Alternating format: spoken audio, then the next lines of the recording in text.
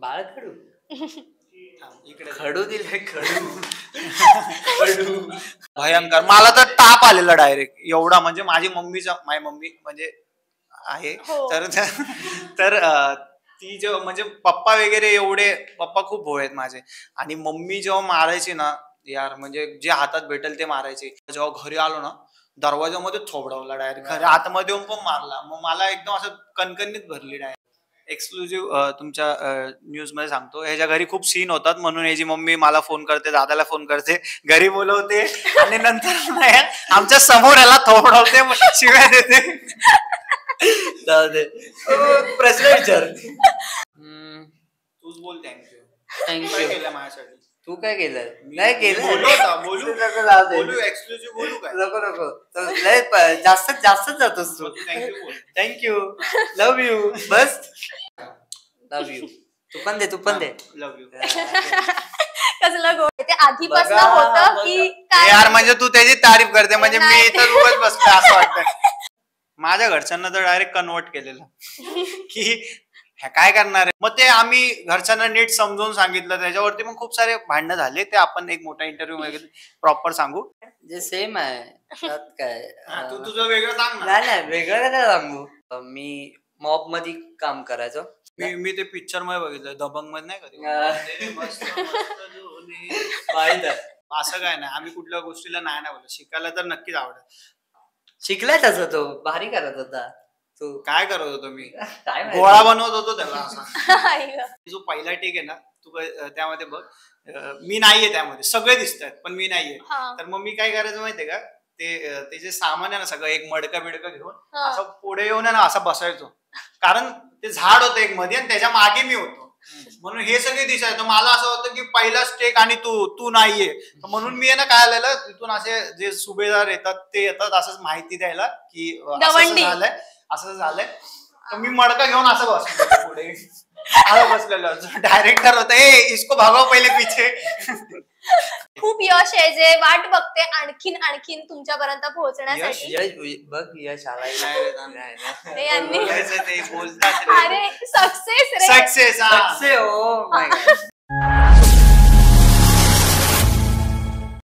मराठी मातीसाठी रामरूपी अवतरला वालीर. माझ्या मनामध्ये ध्यानामध्ये शिवबाच नावर.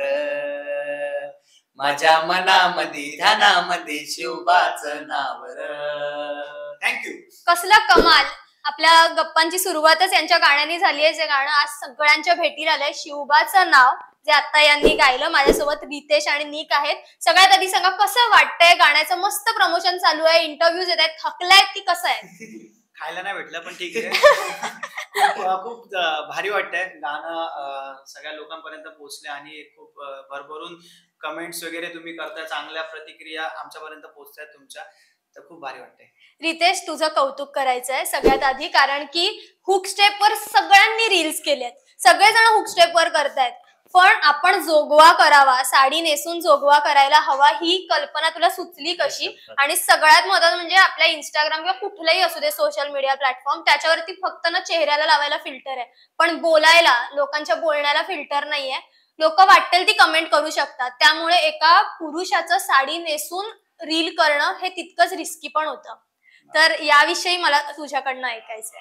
आई अंबाबाईचा जो जोगवा आहे तो आमचं ठरलेलं. निक आणि दादा मला बोललेला की माझं असं होतं की हा एकदम प्रॉपर डान्स करतो आणि त्यांनी ते कॅप्चर सुद्धा केलं. आम्ही प्रॅक्टिस नव्हती केली, जी हुक स्टेप आहे त्याची ह्यानी हा बघून शिकला पण. आणि ह्याला ते जेव्हा बनी वगैरे हे करायचं ना तर हा पण बाजूला करायचा. तर दादाचं असं होतं, यार तू पण कर ना यार, कारण ह्यांनी एक व्हिडिओ बनवलेली कॉमेडी आणि तेव्हा त्यांनी साडी घातली. माझं दादाचं असं आलं, यार तू तुझी जो टीम आहे, जो ग्रुप आहे, त्यांच्यासोबत तू हा व्हिडिओ करावा आणि लोकांपर्यंत हा व्हिडिओ पोहोचू दे, असं होतं. आणि तो त्यांनी केला. कमेंट्स मध्ये मी नाही लक्ष देत, कारण अंबाबाईचा जो देवीचा आहे ते मी केलंय आणि खूप भारी वाटतंय. कारण ते पण काम भेटलं पाहिजे तसं मला, आमच्या दोघांनाच आहे ना. मी तर एका गाण्यामध्ये साडी हो, पण तसं काम रे. गोंधळ एक भेटलं पाहिजे, गोंधळ भेटला पाहिजे. खरंच मनापासून. म्हणजे पुढच्या वेळेला गोंधळाचं गाणं येऊ शकतं आणि त्यामध्ये तुम्ही दोघं जण दिसू शकता अशी शक्यता आहे. म्हणजे पाठी लागू. बरं, एक्सटेंड व्हर्जन करू महाराजांचं संपूर्ण जे व्यक्तित्व आहे ते त्यांच्या राजमाता जिजाऊंमुळे, त्यांच्या आईमुळे आहे. त्यांनी संस्कार घडवले आणि मग त्यानंतर महाराज घडले. तुमच्या दोघांच्या पण आयुष्यात आईचा खूप महत्वाचा रोल असणार आहे. मला तुम्हाला विचारायचं की तुमच्या दोघांच्या आईने काय बाळकडू दिलंय जे तुम्हाला आता लाईफ लेसन म्हणून कामी येते रोज जगताना? आईची ही शिकवण आहे बाबा. खूप असतील पण एखाद दुसरी की जे पाय जमिनीवर ठेवते. बाळकडू खडू दिले. खडू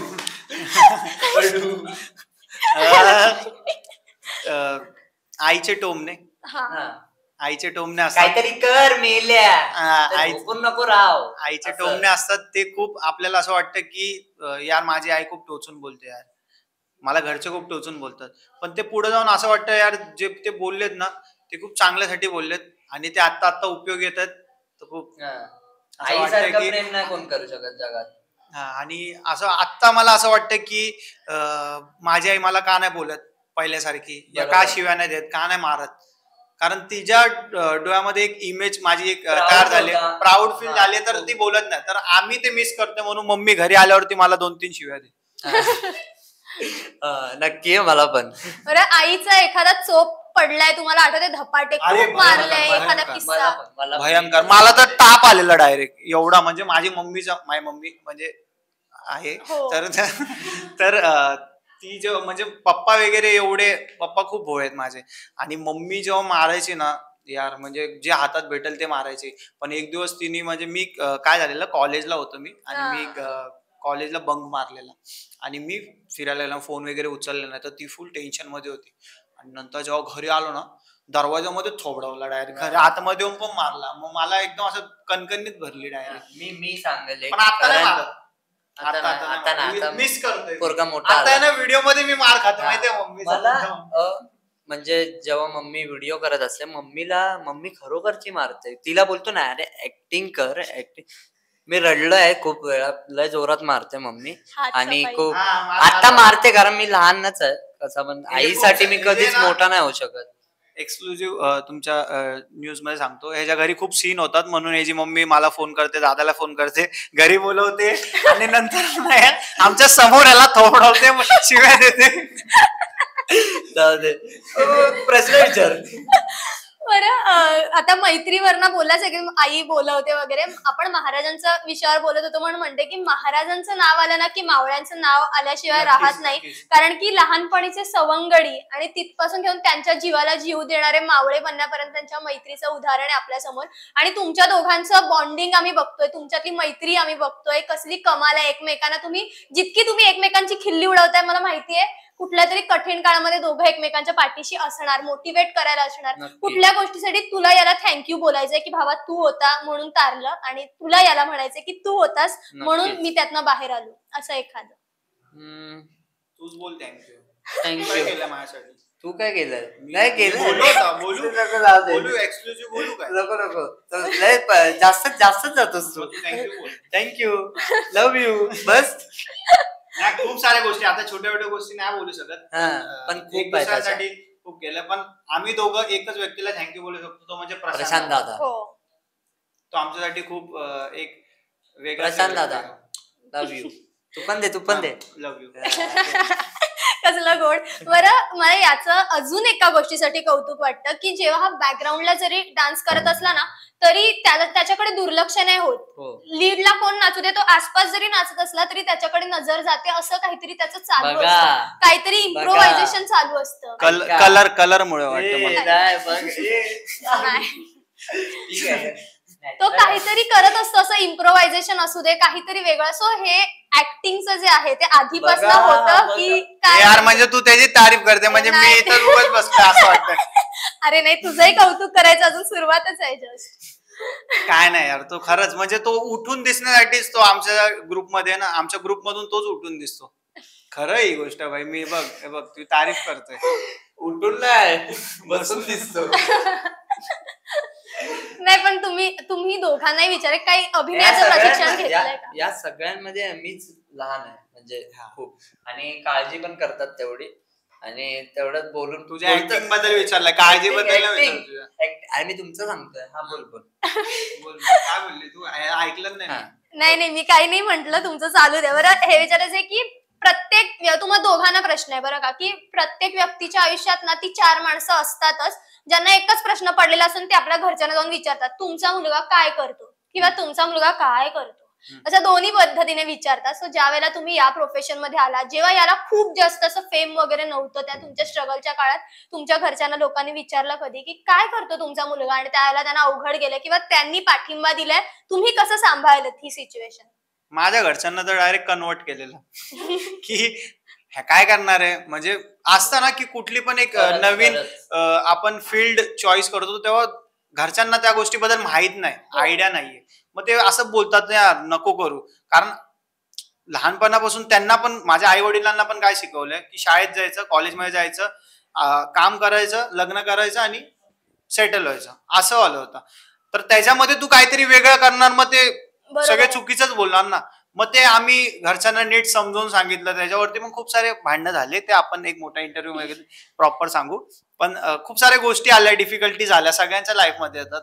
मग एकदा कन्व्हिन्स केलं घरच्यांना तर आता त्यांना ते खुश आहेत. घरचे लय सपोर्ट करतात आमच्या. पहिले नव्हते करत, पहिले नव्हते, कारण वेगळी फील्ड चॉईस केली म्हणून ते नव्हते करत. पण त्यांना हळूहळू गोष्टी समजल्या, सगळं त्यांना दाखवत गेलो की असं असं असतं, हे असं असतं, हे असं असतं, आणि मग त्यांनाच आम्ही जे करतो काम ते त्यांना आवडायला लागलं हळूहळू. मग ते आता फुल सपोर्ट करतात. मग आता असं होतं यार, तो महिना आलं जो गाणं का ना आलं असं होतं, प्लस 2 दिवस झाले व्हिडिओ का नाही बनवते, चल व्हिडिओ बनवू मम्मी. तर आता हळूहळू ते पण इन्व्हॉल्व्ह झालेत आमच्या कामामध्ये, मग चांगलंच वाटतंय. बरं, आम्ही जेव्हा बघतो, प्रेक्षक जेव्हा बघतात त्यावेळेला ना या फील्डला ज्यामध्ये तुम्ही काम करताय त्यामध्ये खूप जास्त फेम आहे, किंवा असं पाहताना लोकांना वाटतं की ह्यांचं काय भारी आहे, एक रील टाकला तरी मिलियन मध्ये व्ह्यूज येतात, किंवा ह्यांना मस्त सेलिब्रिटीना भेटायला मिळतं, किंवा आता ह्यांना काय फेम सहज मिळेल असं फार वाटतं. पण मला वाटतं की एक कॉन्टेंट क्रिएटर म्हणून, एक इन्फ्लुएन्सर म्हणून तुमची पण काहीतरी दुखरी बाजू असणार, ती काय आहे? ते करण्यासाठी पण आम्ही मेहनत केली ना, की असं नाही की फक्त रातोरात. भले सगळे बोलतात, मी एक गोष्ट सांगतो, सगळे बोलतात की हा रातोरात फेमस झाला, हे केलं ते केलं, पण ते रातोरात फेमस होण्याच्या मागे त्यांनी काय केलंय, या त्यांनी एवढे दिवस त्यांनी तो असं करत गेला, मग त्याला पुश भेटला ना, तो की डायरेक्ट तो करायला गेला लगेच भेटला, असं नाही ना काय. तर तो करत गेला मग तो वर आलाय. आता मी ते जे व्हिडिओ बनवत होतो तर मी 2018 पासून बनवत होतो, आणि मला काम कधी भेटलं 3 वर्षानंतर 2021 मध्ये मला प्रशांत दादांनी विचारलं एका गाण्यासाठी. पहिलंच गाणं मी त्यासोबत केलं, माझी बायको. आता ते 100 मिलियन क्रॉस आहे.